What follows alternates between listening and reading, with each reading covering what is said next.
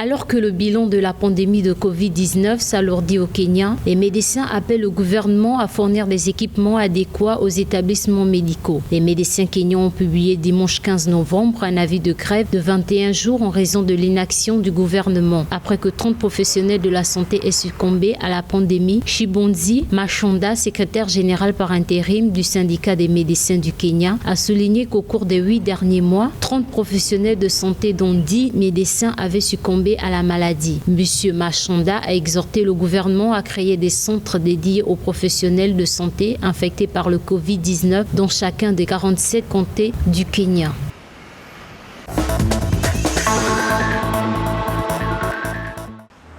Au Maroc, le ministère de la Santé a annoncé dimanche 4 966 nouvelles contaminations et 82 décès au Covid-19. Le nombre total d'infections à la pandémie est de 293 177 cas confirmés. Le bulletin quotidien du ministère de la Santé a fait savoir que le nombre de décès dus au coronavirus s'est établi à 4 779, tandis que le nombre de guérisons s'est élevé à 238 598.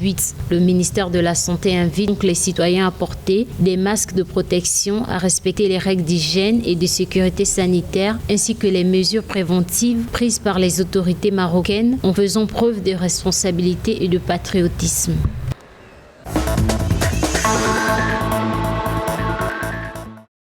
Le continent africain connaît une recrudescence du nombre de cas confirmés au Covid-19. Le Centre africain de contrôle et de prévention des maladies, CDC Afrique, a indiqué que le nombre de cas confirmés est monté à 1 963 702 ce dimanche. Le CDC Afrique a déclaré que le bilan de la pandémie sur le continent s'élevait à 47 104 décès en date de dimanche après-midi. L'agence continentale a également précisé que 1 657 142 personnes qui avaient contracté le Covid-19 s'étaient rétablies à ce jour. La région d'Afrique australe est la plus touchée par le Covid-19, à la fois en nombre de cas positifs et en nombre de décès, suivie par l'Afrique du Nord.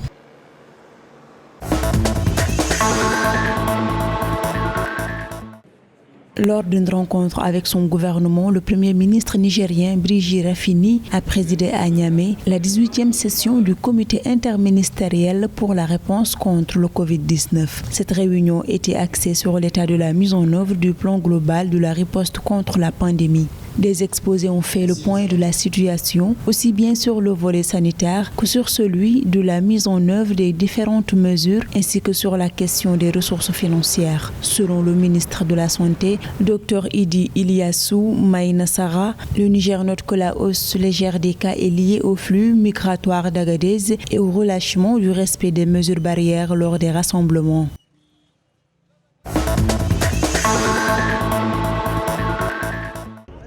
La Tunisie fait face à une bataille contre la pauvreté et le chômage à laquelle s'ajoute le Covid-19. Le Premier ministre tunisien Hichem Mechichi a déclaré que la vraie bataille sera livrée contre la pauvreté, le chômage, l'hémorragie économique et le Covid-19. C'est lors d'un discours prononcé en marge d'une journée de travail gouvernementale à laquelle ont assisté d'autres ministres et de hauts fonctionnaires tunisiens afin d'examiner le plan stratégique pour la période à venir. Le gouvernement de Mechichi a exprimé sa volonté à suivre la situation du pays et de travailler à travers le futur plan stratégique pour traiter à bien un certain nombre de véritables défis qui impliquent directement le citoyen et son vécu quotidien.